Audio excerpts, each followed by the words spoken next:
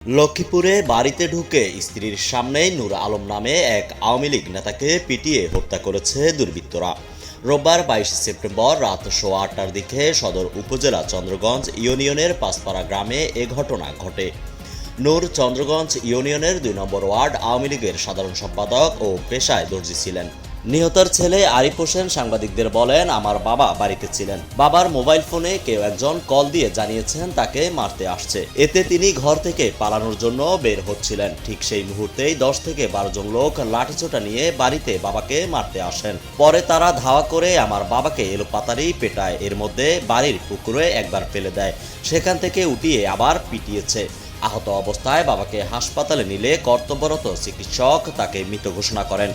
আরিফ হোসেন আরও বলেন, হামলাকারীদের মধ্যে খোকন বিএনপি করেন, তার নেতৃত্বেই বাবাকে মারা হয়েছে। রাজনৈতিক কারণেই আমার বাবাকে মারা হয়েছে।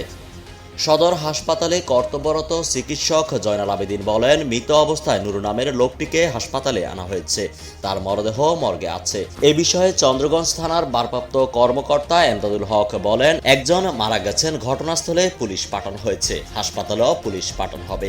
এ ঘটনায় তদন্ত করে আইনগত ব্যবস্থা নেওয়া হবে। পিছনে মাইতে মাইতে পুকুরে পালা দিছে, আমার বাবা কাছে আমার মারির চাতরা আমার লইছে। তারপর একজনে ফোন দিছিল, তো তাই মানে আমরা দুজনে বাড়িছি একসাথে ঘর থেকে।